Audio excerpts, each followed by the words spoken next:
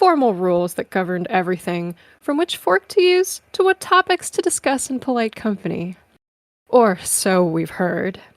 Today, there is no etiquette in this world, and yet etiquette is required. How many messages should it take to set up a meeting?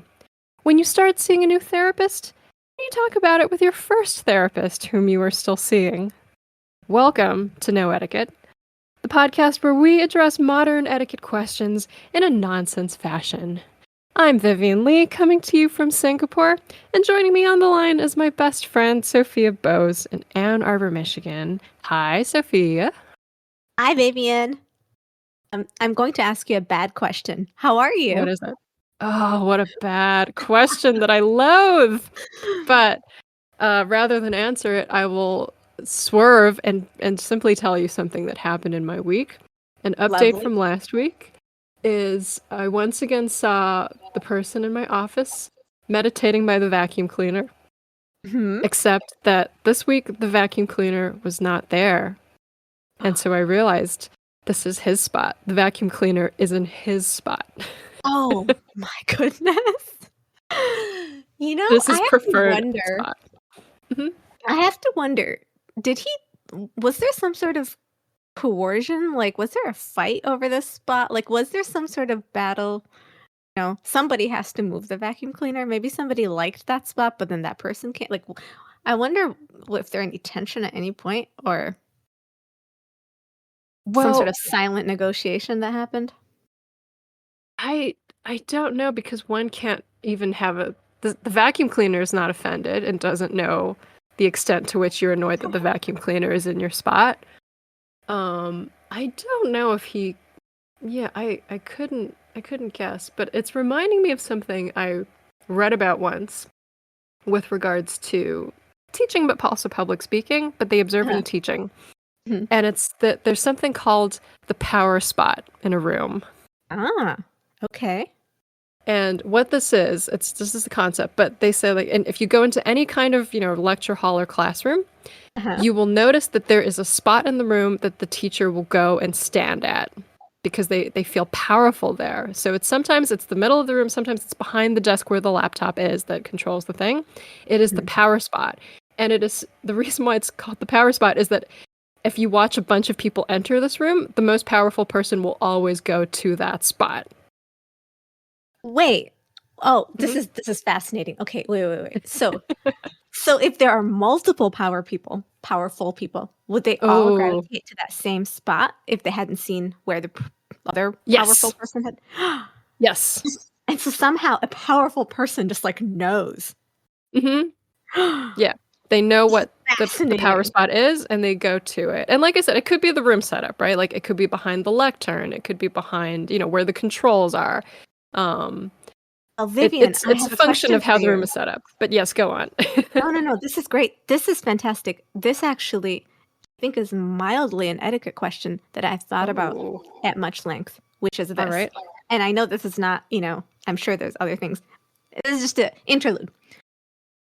When one is at a work dinner, for example, how does one choose where to sit? Is there a power spot? In a friends gathering, too. In any situation where there's a table, is there a place that the most powerful person typically sits at? Good question. To me, this is very tied to also, is the powerful person going to pay? Oh, okay. I see. Maybe not for friends. Yeah, we have two different situations here. Okay. Yeah. I think it's very clear if there's someone who is paying and who is truly in charge of the meal. And, say the person is paying. Where do they sit? What they do is they sit. Okay, so if it's a rectangular kind of table, they sit at the head of the table. By the way, Vivian, I love that you have the answers. You didn't even wait 10 seconds even. You have this prepared. I feel strangely confident in this. Yeah, you are a power person, maybe. I don't think so, but I say this because it's it's probably because this is the seat I do not take. So I know which seat not to take. Etiquette. Yeah. Well, I'm not the power person also. I know my place. Right. So this is what I think it is. If it's a rectangular table, it is at the head of the table. So that is why they call it the head of the table. Okay. And I partly know this because I think we've made a joke. Sometimes I have this auntie who will take like me and my cousins out for lunch or dinner now and then. And my auntie pays, and we're very careful about which seat. Like we've even joked, like, "Oh, you shouldn't sit there. That's where she should sit because she's paying for the dinner." So, if it's a rectangular table, that's very clear. And I think if you're being seated, especially if they're first, the wait staff will usually know to seat. They can kind of gauge, right? It's the person who made the reservation who comes in first. They'll seat that person there. And if it is a round table, and I think this is more of the case of a round table, especially if you're in a private room. But even if you're not, even if you're in a big room, the most important person sits at the seat that faces the door where people are coming in. So that they can see when a person is coming in. They can see when a person comes in, and they are the first person that is seen by the people coming in. And so they can, like, greet the person or whatever it is. But that is the power. Yeah. It's a view of people coming in. Oh, Vivian, this is changing my worldview in so many ways. I think now, when I walk into a room now, I will automatically think about where the power spot is and then judge people based on where they stand. This is great. What's amazing about the power spot, and I really read, I think it was even a paper. I mean, it's not very official, but it is like an observable phenomenon. That everyone knows it too. Like no one, if you're not the power, you don't go to the power spot. How do people know this? Like this, nobody has told me this. I mean, I'm sure it's an observation thing, but maybe do people talk about it? No, it's the thing about which seat to sit at the table. Maybe someone has to kind of teach you, or you sort of observe over time. But I think it's something to walk into a room, and the topic of how one walks into a room is a separate story. Oh, but it has to do with, I think, who's facing everybody else, right? Or who's I think you'll know it when you go into a room. Yeah. Oh, this is great. No, this solves a lot of problems. Because I do struggle in those situations with where to sit. Well, see, this reminds me of the second part of your question, is if it's friends. That I think that's kind of tricky. And now that I'm thinking about it, I'm trying to this is kind of unconscious, right? I think it's someone who is hosting in the sense of either they organized it or they're kind of the leader of the group, again, in a very informal way, right? Probably the person who pulled the gathering together, or maybe if it's that person's birthday, they should be in the sort of central location of the table, right? Like either the head or in the middle of people. That's where I would put. That's what I would consider more important, because more people talk to that person, and there's a lesser chance of you being stuck at the end of the table where you're kind of ignored and unable to converse with other people. Or, I'm thinking about the last time, if it's really just friends and you're all about the same, it can have something to do with whoever gets there first will maybe take the seat furthest in, which I think is also sometimes so just so everyone else can join easily. Yeah. Okay. So with friends, it's really just more you order, you get in. And sort of, but this is a little subtle, because say it's friends and there's somebody, just everyone, there's the person who's the center of the group who everyone just likes talking to this person more. They're not necessarily better than anyone else, or you just know that I'm thinking of a group. We know that this person will be the easiest to like, this person will facilitate general conversation most comfortably. Okay. And they're not, they're not unhappy to do this. Yeah. I think that very thoroughly answers my question, Vivian. Now I feel so equipped to walk into a room and to sit on a table, or with a table, in a table, by a table. Well, the ultimate power move, I think, would be to sit on the table.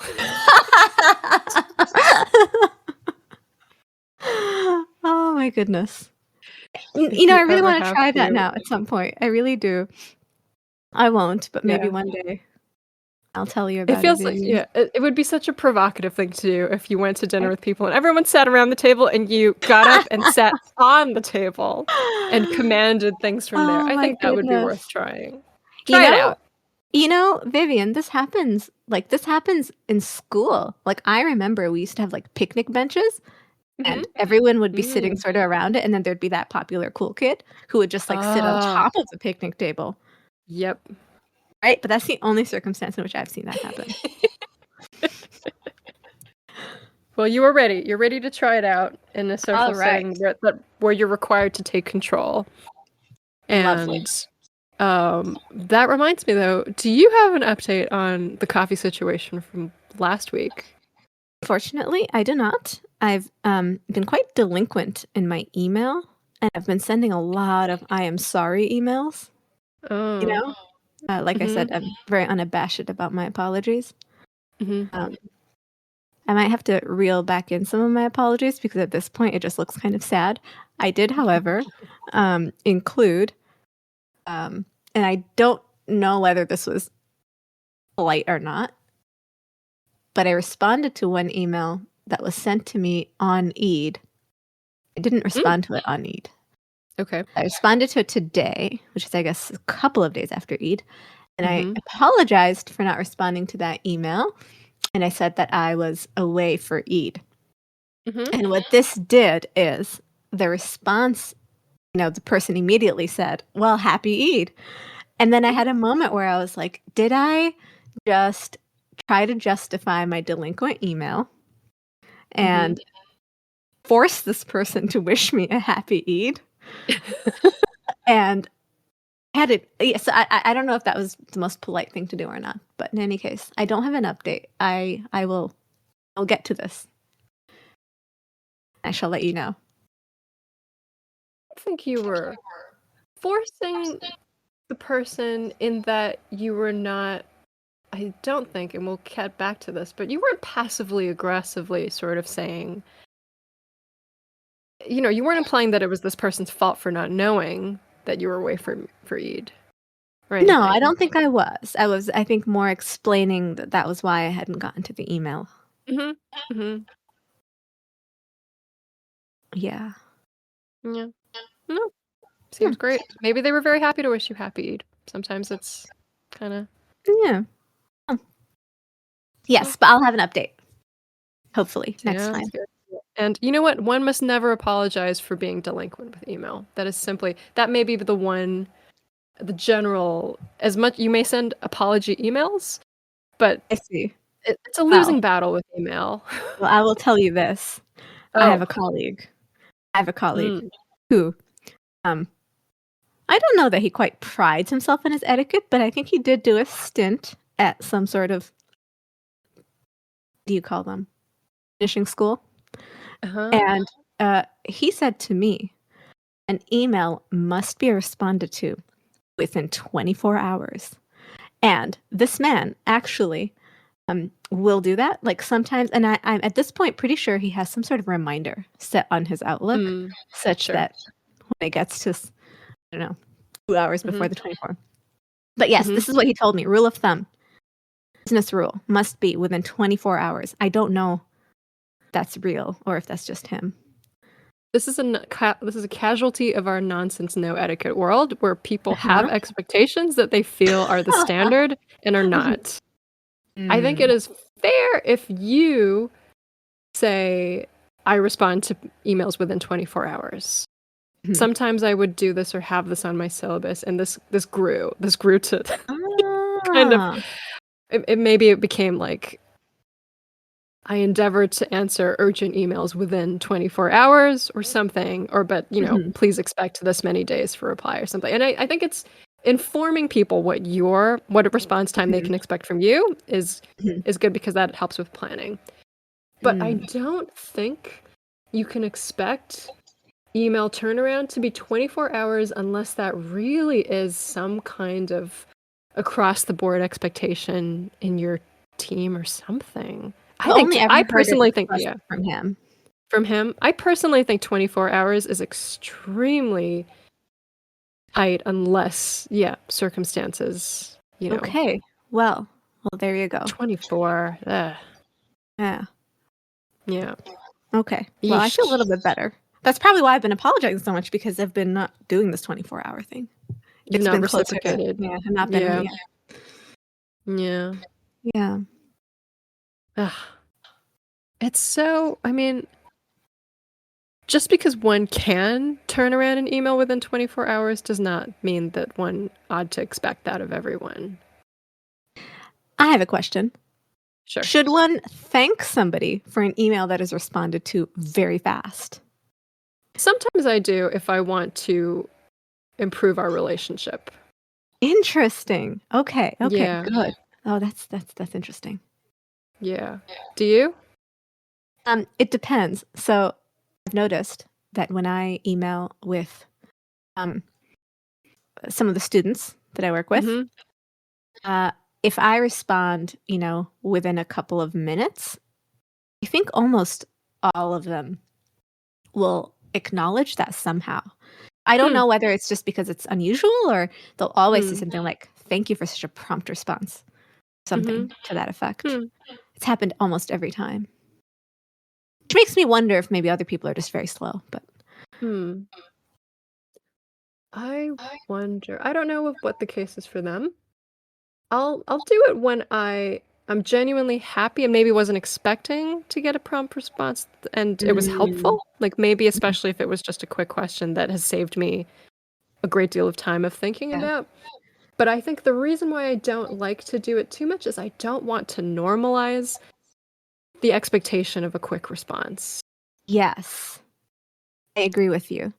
I don't want to That's get into part an of my arms race of hesitation it. around it. Yeah, yeah, yeah. Because then that person Yeah. thinks that that's the behavior. Yes. Yep. I don't want to reinforce this behavior, Mhm, even though I mhm. am at times grateful, and sometimes I'm almost not. I almost don't want such a it means that this other poor person is just, yoked to firing off emails This is as true. soon as possible, and I don't want that life for this person. Unless it really is their job.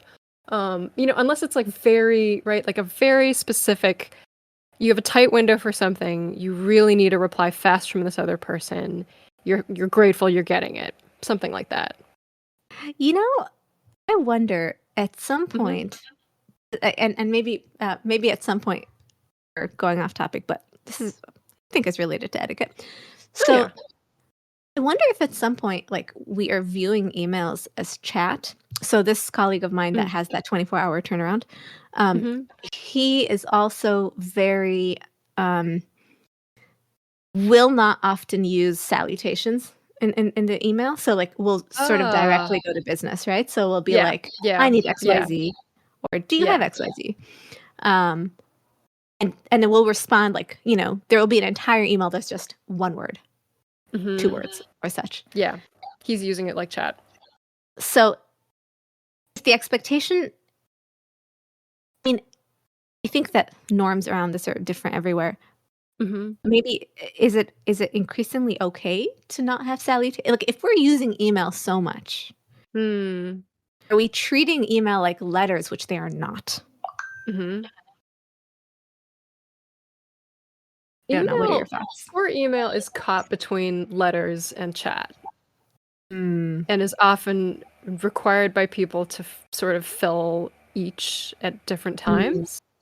yes, Um, because at times email is basically the formal letter now, sometimes. If you yes, need to send it's true. Mhm, something more formal, you go from chat to email, mhm. but then it's same speed as chat kind of, and it's better for Yeah, certain things. So it has to play poor email is caught in the middle, it has to play both in the roles. middle. Reviled by all.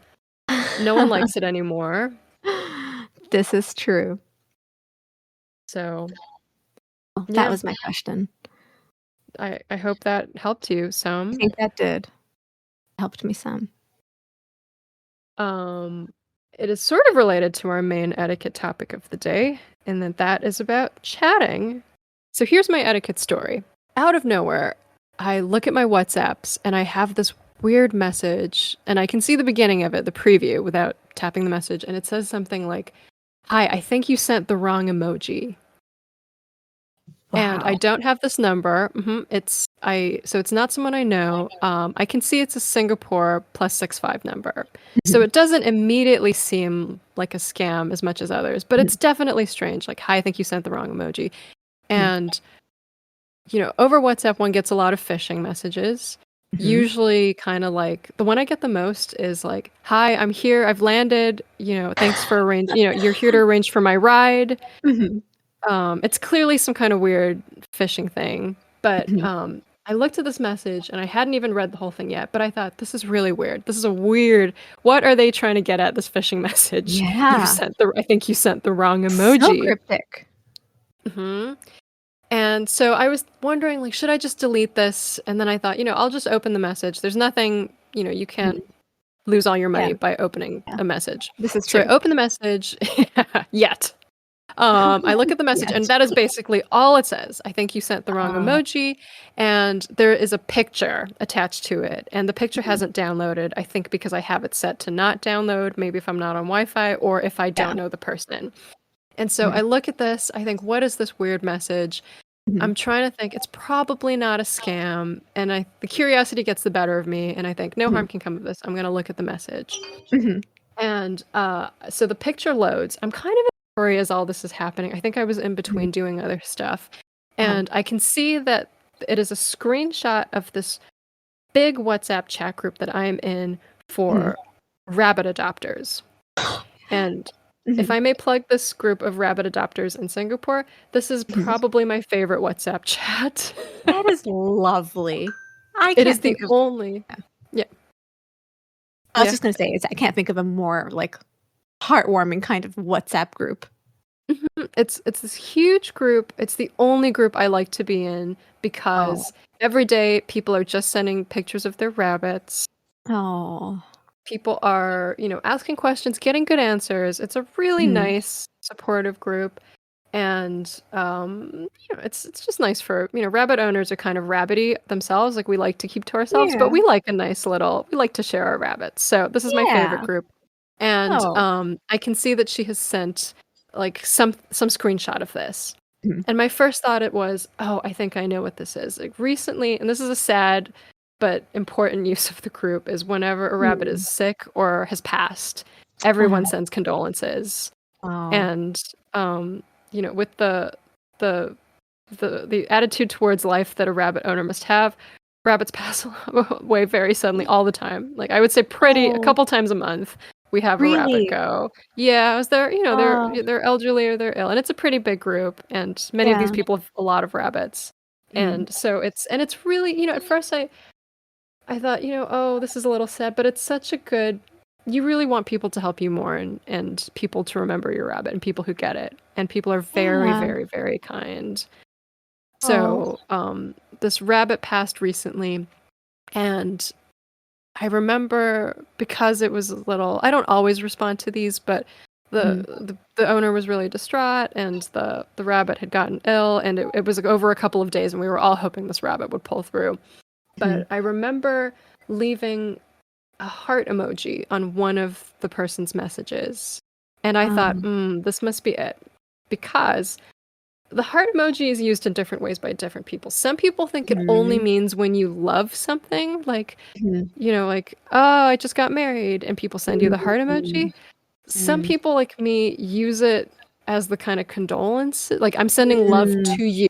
I don't love that this thing Yes. has happened, but I'm sending love to you, partly Mhm. because WhatsApp doesn't have the hugging emoji that Facebook Ah, has that I never actually think realized is that. Okay. pretty. I think it was introduced during COVID, and it's quite useful because it's like a hugging person, and they look a little sad. It's got this very mixed expression on Mhm. its face, Ah, and it's a consolation without being yeah. Right, too right, right. Without being, like, flippant. tear-faced, right? Or without being, Without being like tear-faced, yeah. yeah, Mhm. it sort of serves that purpose, and there Mhm. isn't that in WhatsApp, and so I use the heart, but I know that some people don't think it means that, and I Mm. at a quick glance, I thought, "Ah, maybe this person, who's not even the person who lost the rabbit, someone else in the group whom I don't know, Mhm. coming out and telling me, 'Hey, I think you used the wrong emoji.'" And so my first thought was like, I think I even responded, "Oh, thank you," to this person, just to kind of Yeah. like, "Thanks, got it," or something. Right, And I right. had no intention of fixing the emoji because it had been, some time. A lot of chats had come in since then. It's not like it was whatever my chat was sitting at the bottom. Right, right, I right. figured, the moment has passed. Yeah. And then I did something else, and I thought, actually, I was in such a hurry. Let me just see what the screenshot was. And to my horror, what I realized was it was, I think, to the very message of the rabbit's passing, which I don't even remember sending. And I had tried to send a lot of people had sent the crying emoji.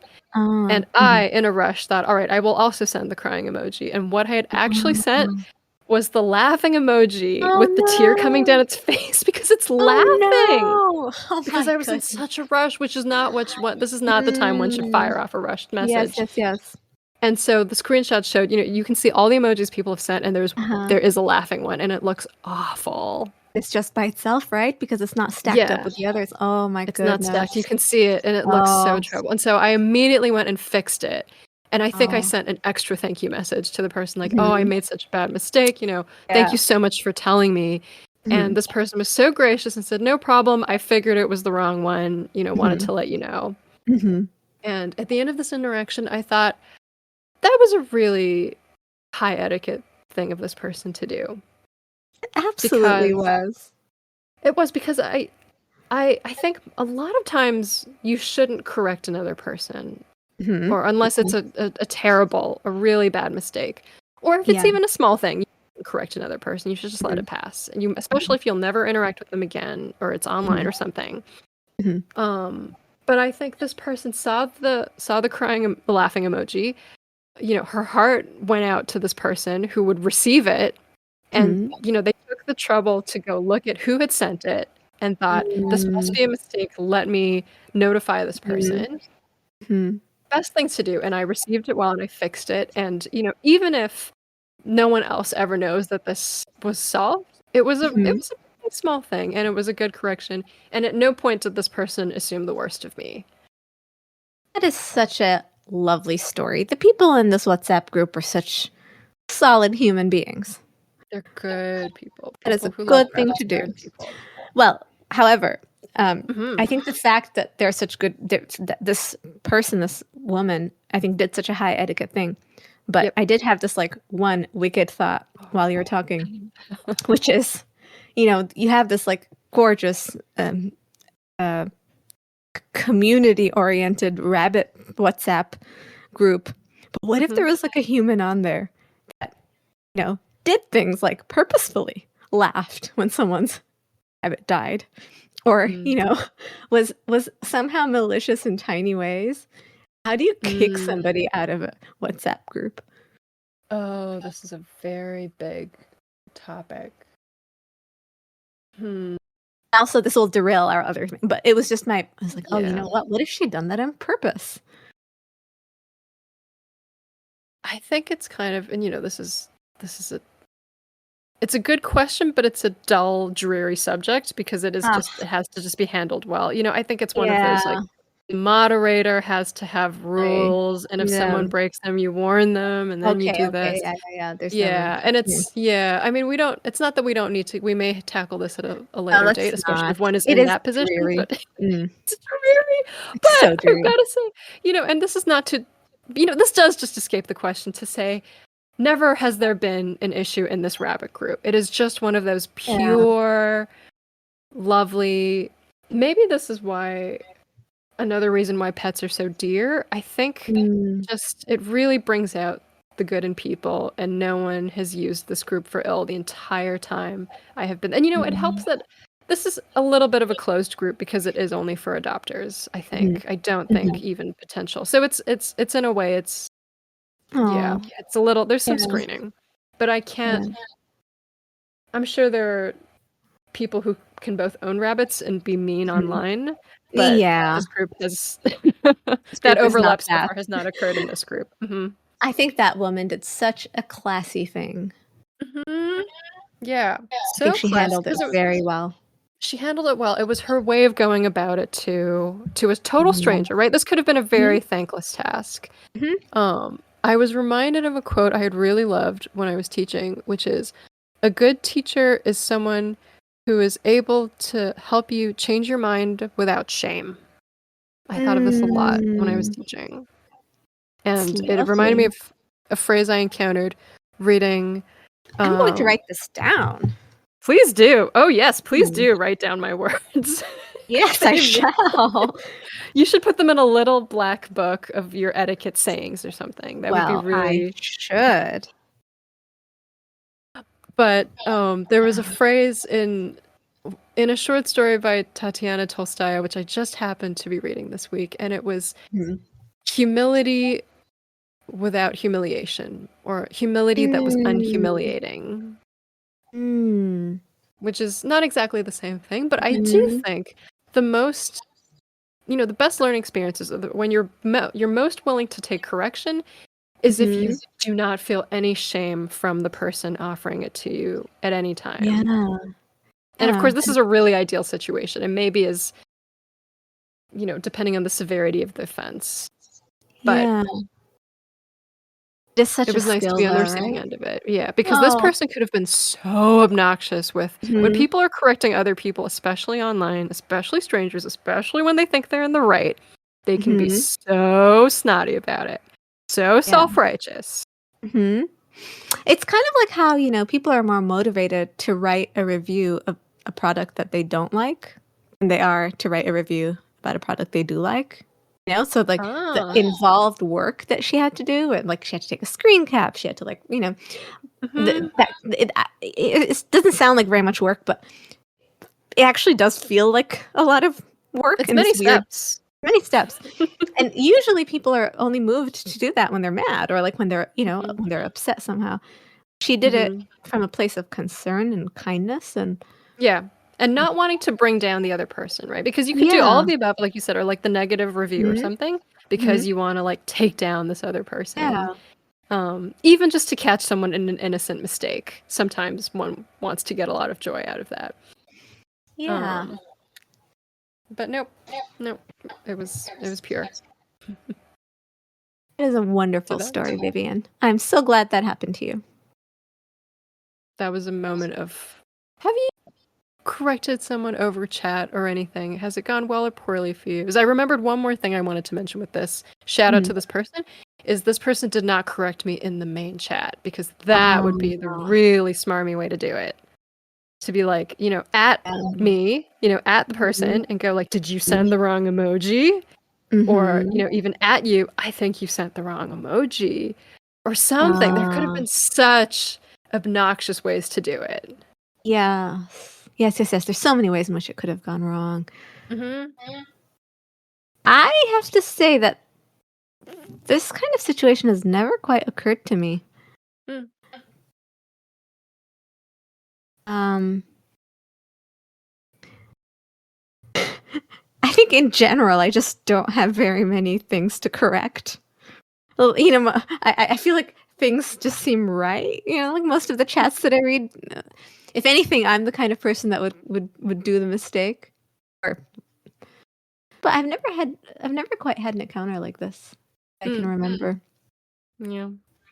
It's hard. I think it's also hard. I think I could probably, if I cast my memory back, think of chats where someone was being a little rude or something, where probably it was just ignored. If it wasn't too awful. Mhm, It mhm, is actually. I think it is a. If you're not being self-righteous about it, it is quite a brave thing to do to mm. even correct someone when it has been an innocent mistake. You have to kind of stick your neck out Yeah, for it. And this person did yeah, it for the love of rabbits. So, yeah. That is the what most could be noble better? reason. What could be Mhm. better? Mhm. So, that was my etiquette story from this week. It has Was a not, very yeah. heartwarming one. It's good because usually etiquette stories don't end that way. That's true. It was a story of good etiquette. And to balance it out for, how could we end on such a note? I have a question involving ill etiquette that I would like us to Ah, answer. That okay. is our listener question for the day. It Mhm. comes from James from Singapore, Okay. and it is as follows. Dear No Etiquette, I would like to be more passive aggressive in my texting. What is the most passive aggressive emoji? This is such a great question. Thank you, James, for asking it. Have you at any point wanted to be more passive aggressive? Me, myself, Sophia? Uh-huh. Yeah. I think I tend to. I think I tend to. I think I tend to be aggressive. Straight out aggressive. Straight out, yeah, yeah. Mhm. Uh, or Because am make I? no mistake, yeah, to be on the receiving end of passive aggression is unpleasant. And I think that is when one really wants to be mean or nasty or Mhm, pushy, those are the mhm. times when one chooses passive aggression. Yeah, yeah. There's a It's not very nice. yeah. It's definitely not nice. It's very frosty. It's very frosty behavior. Mhm. I don't Mhm. I don't think Yeah. um It's even worse than outright aggression in certain ways. I would say so. Mhm. Okay. I've done this. Oh, I actually Bill? have. Okay, I will tell you. Um, and I so this colleague of mine, the one who wants Ooh. the 24-hour turnaround time, Mhm. sometimes, it won't happen on his end. Mhm. So he won't respond to something, and it Within would 24 hours. yes, not even 24. Sometimes it'd be, I don't know, 74 hours or 72. Is that 3 days? Um, and at that point, usually if enough time has passed at that point, you know that he's just not gonna respond to that email unless I bump it. Um, Oh. and so then when the bumping it point comes, and this is the aggression part, I forward the initial email I had sent, and then I say Back to him. Oh, back to him. Yeah. back to him Mhm. and Yep. say something like, uh, I don't know, checking on the status of this, but Mhm. then I add an emoji, a smiling emoji, just smiling, just like a small smile, not like no teeth showing, not laugh. Mhm. It's just like a, Mhm. just a one line, like following up, small Mhm. smile. And I this is think not the that's colon parentheses one, right? This is the actual, like, little just the face? actual little face, a Mhm. smile, a small smile. Small smile. So I think that small smile, if you receive it from me, Mm. I Mm. think I'm probably mad at you. It's the touch of passive aggression. Yes. Yeah. What about you, Vivian? Okay, quick question before I continue with this, but do you think Mhm. he knows that that is a signal of passive aggression from you?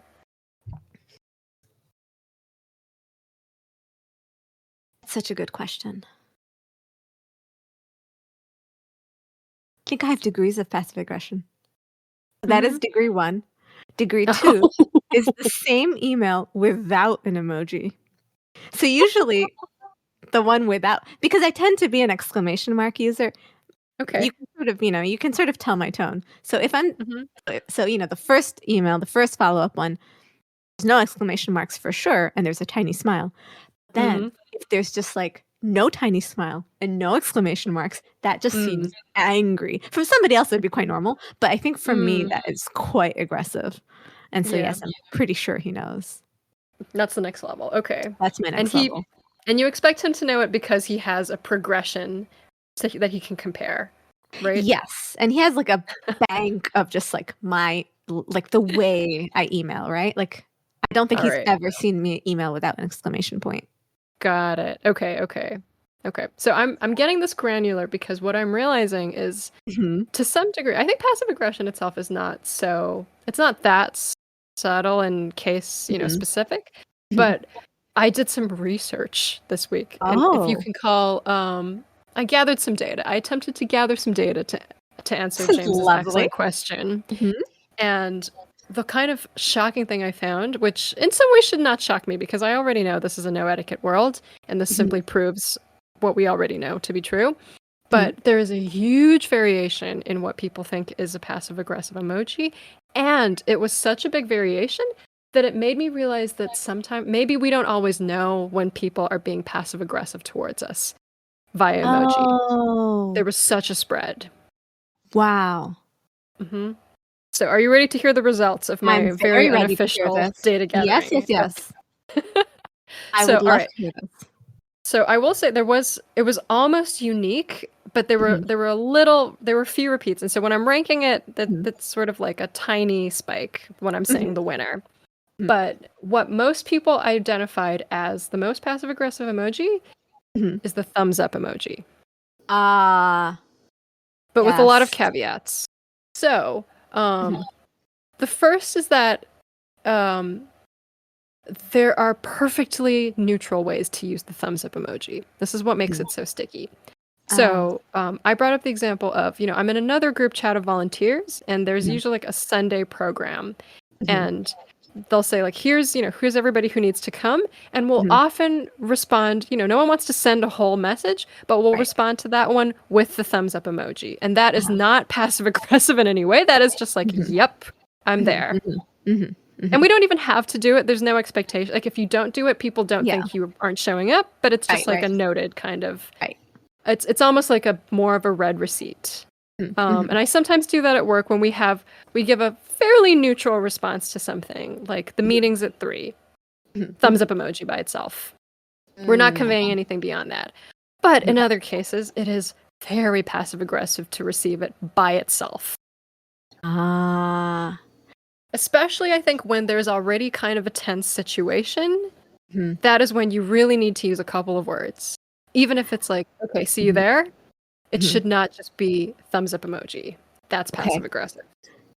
I agree with this. So basically, the rule then, it sounds like, Mm-hmm. is unless there's some kind of um like established within the group etiquette Mm-hmm. of Mm-hmm. that thumbs up being used, you don't hold thumbs up something. Like you Yeah, I don't. thumbs Yeah, up, you do yeah, not. you don't Mm-hmm. cold thumbs up. Okay, that You makes don't cold total thumbs up sense. something. Makes so much sense. But this is Mhm. the other big caveat for the thumbs up. Uh-huh. Uh-huh. It is that, and no, we don't hate boomers. Our parents are Uh-huh. boomers. We are Mhm. close to boomers. But Uh-huh. boomers liberally use the thumbs up in Oh, this all is sorts of true. situations. This is And true. they're They're not not being gonna passive mhm. aggressive. And some of it is for them. Sometimes it is, sorry, I don't mean to say us and them, but it Mhm, is mhm. a quick emoji that they send because they are slow typers. Like it's slow to write a Ah. message. Yeah, yeah, yeah. Um, so they gravitate towards using the thumbs up Uh-huh. emoji. Mhm. It makes a lot of sense. It's like the Mm-hmm. period, right? Like using a period at the end of a Mm-hmm. sentence is seen as Mm-hmm. quite Sounds aggressive. angry. It sounds Sounds angry and angry. aggressive. Mhm, But people mhm. who come from a time when you ended your sentences with a That's period.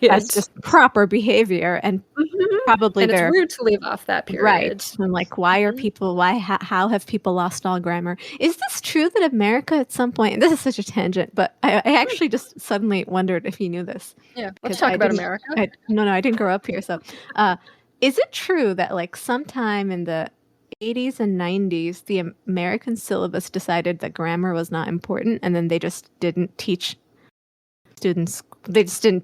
grammar in schools to the same degree as they used to? Then they slowly started reintroducing it. This is difficult for me to answer because I was not always in the US at grammar learning ages. Ah, I see, I see. But I will say, many Americans, well, I don't know, but there's a camp of Americans who Mhm. hate the run-on sentence with a passion because they were taught grammatically Mm. Mhm, to mhm. be against the run-on sentence. Okay. And it was something I had to kind of enforce sometimes teaching. Like I'd be Uh-huh. like, don't use the run-on sentence because Mhm. there were such stern guides about it. Uh-huh. And it's funny to me because it's it really feels like a grammar rule that was pounded into some people at a certain point Mhm. because Mhm. I've realized that other languages don't have this grammar rule. It's not wrong to have a Ah, run-on okay. sentence. It's not wrong in Chinese. Mhm, mhm. It's I don't know if it's like ideal, but you can have a Uh-huh. very long comma separated Uh-huh. multi-sentence. I see. And I found from reading The Details by, I might say your name wrong, Aya Genberg, which we are both reading now, the Swedish writer, Yes. Mhm. which is a lovely book, but the translator's note at the beginning or the end, I think it's at the end, Mhm. so I don't think you've read it, But the translator's saying that in Swedish you can have a really long, maybe run-on sentence, but just a very lengthy sentence. It's not wrong. And it was very tough to translate to English because you want the feeling of that book has such a feeling of like a tide pulling you in of memory, and you need the long sentences, but too long and an English speaker will balk. I see. So back to your point, I don't know how much grammar was and wasn't taught, but I do know that if you are a person who was subjected to the learning of grammar rules, you tend to be very offended when other people were not properly taught. That makes a lot of sense. I did get corrected on my grammar. Oh, really? Last kind? week. Ooh. So I was quite perplexed, actually. What was the sentence? I think, okay, this is poor grammar. I mean, this is basically wrong. I think I was just sleepy. Actually, this goes back to something you and I were talking about earlier with the power, the power space in the room. Yeah. But I think I said something like, I'll just sit on the table. I didn't mean sit on the table. I meant I'll sit at the table. Yes, at. And I didn't use at, I used on. And then this person said it's actually at, not on. Oh, no, it wasn't even me. I think I was going to place something on the table. And this person said it would be at the table. And then I said, no, it's physically on the table. And then he said, no, it's at the table. That was an impasse. What's correct here? I think it would be on if you're placing something on. And in fact, if you're placing something onto, it would be onto as one word and not as two words. Perfect. This is lovely. Vivian. Go back and correct this person. Right, so it wasn't even at, it was onto. I'm going to place this onto. On or onto. On or onto. At was incorrect. All right. Would that you had been there. Would that I had been there. Yeah. I would have leapt to your defense. I might not even have. I hate, sometimes for work I do have to correct grammar. Like that is my function is to correct grammar. And I kind of win because it is so, either because some people take it so badly, because it's kind of hurtful. It makes it sound like you don't speak proper language. Right. It is such a minor thing etiquette to correct someone's grammar. Sorry, I talked all over you, but I often think so. No, I actually do think so. Unless it is a really important instance where you are correcting grammar to clarify meaning. And that alone is the function of grammar, honestly. Correct. Well, maybe not that alone. The true function. But, I mean, really, but yeah. It's a very important, the key function of grammar, why grammar exists, is to clarify things. So if it is a situation where it is, putting at versus on a table, if that is unclear and needs to be corrected, then it needs to be corrected. But if it's so obvious from context or something, I think it is a little impolite, unless the person wants their language corrected. Thank you. I'm a little bit upset about this now because I was correct. Well, there you go. Now I know. And now that you're upset, let's prepare you for the situation and that you decide to respond with a passive-aggressive emoji. You may not need to. It is a separate issue how good behavior it is to, whether it's right or not to be passive-aggressive. But setting that aside to help our friend James who asked a question. The second place for most passive-aggressive emoji is the one you mentioned. It is the small smile. Really? You were right. I was the only one. You're not the only one. There is some consensus as far as emoji consensus goes. Wow. I heard other people raise this. This is lovely. I feel and very it's people validated. who said the same thing. Please do. It's the same thing that people said, where they'll say, usually I send like the grinning emoji or like, I personally like the sort of like blushing cheeks smile. Yes. It looks friendly. I know that one. I like that one. And so what you're doing is you're communicating a degree of, you're almost like an unhappy smile. Yes. A tight-lipped smile. That's what you're doing. Tight-lipped You're doing smile. A tight-lipped smile. Yes. Yeah. And let me tell you, that is pretty much the only consensus that I heard. Everybody else I talked to gave different emojis. So I can tell you what some of them are. I would love to know. My personal answer Mhm. was the emoji that has its like I'm doing it now, but it's got its fingers in sort of the L shape and it's looking up to the side and it's puzzled and it has a little quirking eyebrow and it's like because I know I what you're think talking about. Mhm. I use that emoji when someone is asking a question but they're not truly asking a question, they're correcting the person. Example. Mhm. I'm here at the restaurant. We said we're meeting at 3, right? Frowning, clicking Yes, emoji. yes, yes. And this person is not truly, it's not the case, because you could Yeah. be like, didn't we say, are we meeting at 3? If you're really like, Yeah. but this person's not doing that. They're correcting everyone No, else. they They're saying, are. all of you are late. I am here. We said we would meet at 3. It is very passive aggressive. I think it comes at the Honestly. end of questions. You know, this is going to sound bad, but for some reason, I associate that with like men. I've only ever Oh, seen men use that. In really? my personal experience of life, yes, I have never Oh. seen a woman use that. I've seen a number of men use that to be passive Oh. aggressive. Huh. Yes. Hmm. I that would be something to investigate further. When I was asking, I asked pretty mixed groups, and I kind of heard across the board, Mhm. like there wasn't a big split, I would say, between, Okay. Yeah. and so, but what was interesting is like we were having this as a conversation, right? And so it was like Mhm. someone would name an emoji, and everyone at first would go like, "Oh, you think that's the most passive aggressive?" Uh-huh. But when we discussed it, people would go like, Mhm. "Oh, okay, I can see that." Mhm. So another one that came up, actually, this may have come right after small smile emoji. A few Uh-huh. people named this. This was very controversial, and this is the praying hands emoji.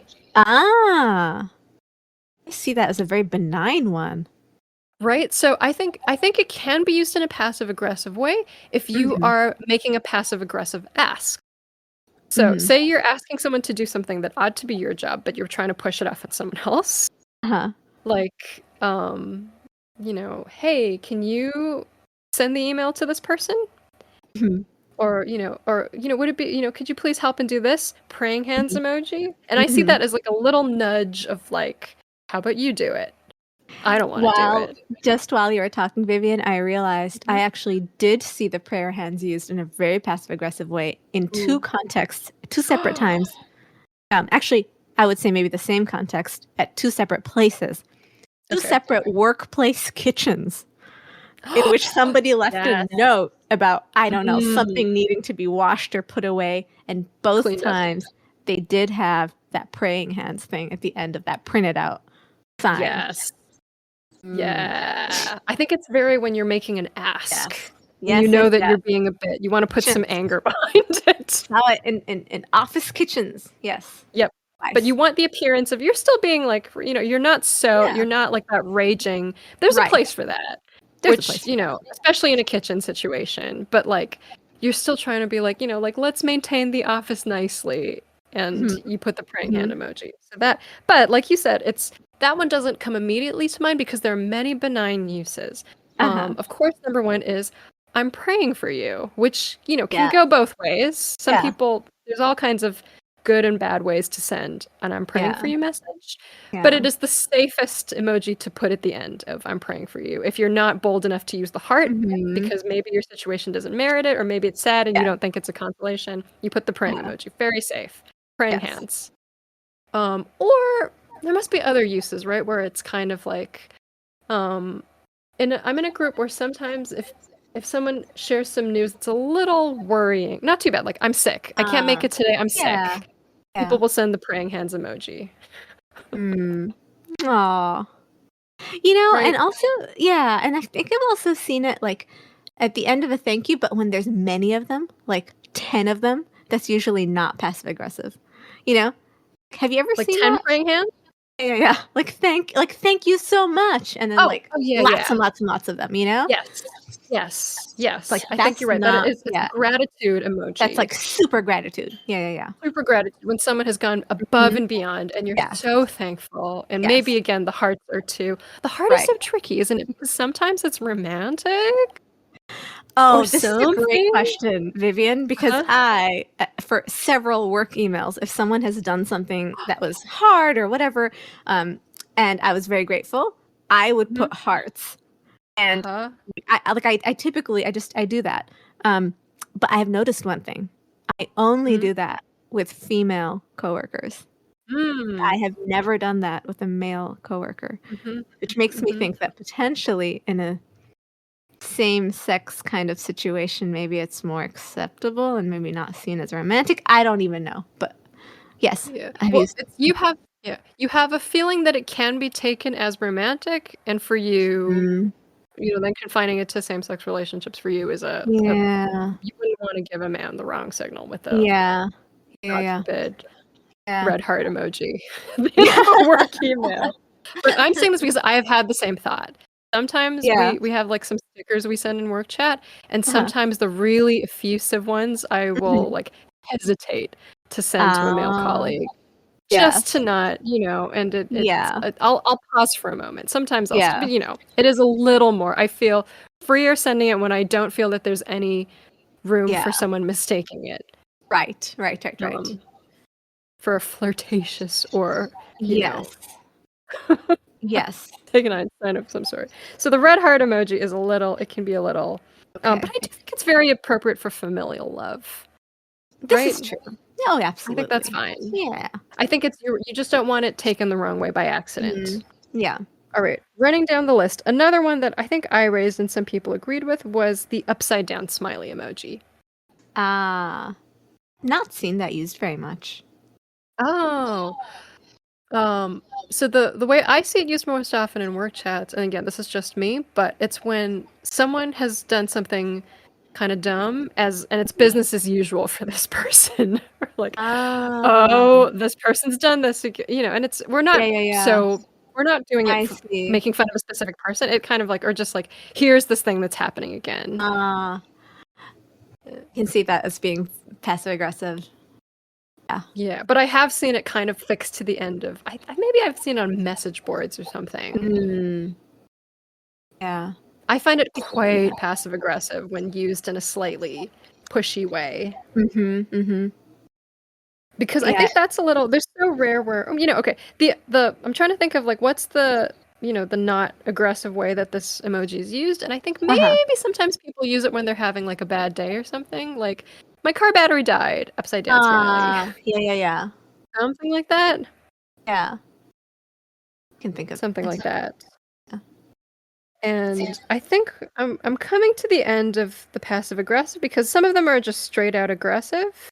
Mhm. Um, but I think maybe one more shout out would be no, I think that's actually kind of the end of. Oh, one more shout out when this is a very hypothetical one because Uh-huh. I was asking I was thinking maybe the boomer thing made me think maybe there's a generation gap. Mhm. So I talked to two of my cousins. Uh-huh. Um, one is my age. So both of us Mhm. said we don't really understand Gen Z's emoji. We don't know them very well. We got to ask.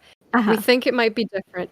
Her hypothesis is that it is the emoji that is smiling, but a tear is coming down its cheek. Do you know the one I'm talking about? No, I don't think I've seen that. It's like deep in the menu. I don't use it very much because you have to kind of find it. And what does it That mean? was she thinks she uses it or she's seen it used by Gen Z, like when something kind of it's in a passive aggressive way. Like, Like how? ugh, Like in yeah. what instance would you use Let me that? think. Okay, I'm thinking of like a mean message, something like Uh-huh. maybe something like this. Hi, sorry, I can't make it for the gathering this Saturday. Mhm. Maybe if you had told me about it earlier, I could have been there. Something like Ah, that. okay, okay, And okay. I that's a can see that. hypothetical passive aggressive Yeah, yeah, message. yeah. And then smiling face, tear emoji. So you look like she was saying, it looks like you're being sad, but you're not really Uh-huh. sad. Yes. And you're communicating all that through this emoji. You I want to see. appear sad, but you want the other person to know you are not sad. That's what Okay. makes it passive aggressive. I agree with deceptive. you. I agree with you. I have not been the recipient of it, but I can Yeah, see. I don't see it too often. And then I thought, okay, I did this very last minute. I thought I don't really Mhm. know anybody that well to ask directly, but I have this other cousin who is several years younger than me, kind of in between Gen Z and Mhm. millennial. Mhm. And this is my cousin Olivia. So I messaged her last Mhm. night.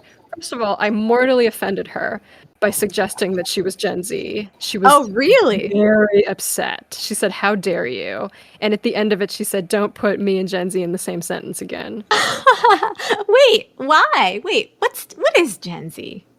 Yeah, okay, so that is another whole nother topic that we're Okay, not we can fully talk about that qualified to different speak day. of. But Okay, all I'll right. give you her example. She was so angry. She was, Uh-huh. she did the thing. She was motivated to correct me because she was furious.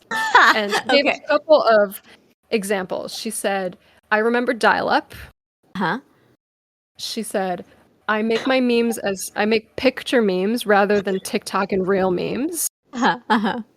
Said, "I was there when," I think she said, like, flared jeans and maybe platform shoes. She was there the first time around that trend came about. Like, I'm most late 90s, convinced early by her 2000s. dial-up. I'm most convinced by Dial-up her thing, right? She dial-up really thing. Yeah. remembers it. Okay. She Well, was there you alive go. and around. Well, there you She go. was affected in different ways. At Mm. one point, she used the phrase, "I'm not an elder millennial like you," which stabbed me in the heart, but I This do is agree. so good. Because I had not thought of myself, I don't think we're on the eldest end of millennial, but to her, I am an elder millennial. Oh, wow. This is And good. and it was crushing. And lastly, let me think, what was like the nail in the coffin? Oh no, this was not the nail in the coffin. Mm. I agree that the dial one was the best one. Mm. And but I did tell her, I think we're in different, the economy was different to us as millennials. And she's 6 Yeah. years younger than me, and she agreed on this. Okay. Yeah. Her I would agree experience as with a that. millennial is a little bit different because so much Mhm. happened. Mhm. So, Mhm. but she corrected me. But she had suggested the thumbs up emoji, Mhm. and she just did not have insight into Gen Z. She said, "I wouldn't know because I Okay. am not Gen Z." I see. Okay. Well, there you go. So those were yeah. She said slightly smiling, smiley, and the thumbs up. I feel very knowledgeable on this topic now. I'm so appreciative of this research that you did.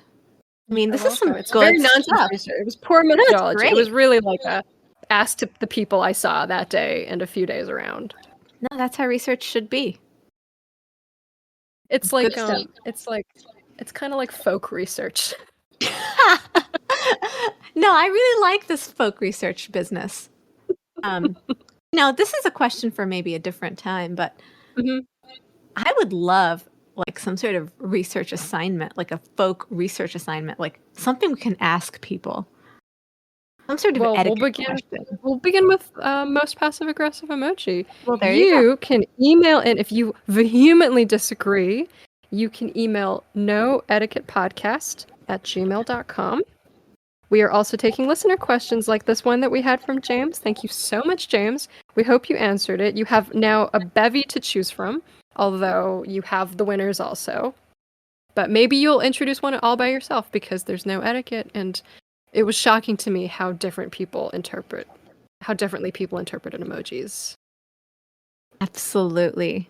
Mhm. I, discovered some emojis that I hadn't even known before. Like the teary Yeah, and you're smile ready to face. use them. Ready to And use them. you can, if you choose to correct that person who corrected your grammar and was wrong about Um, proof.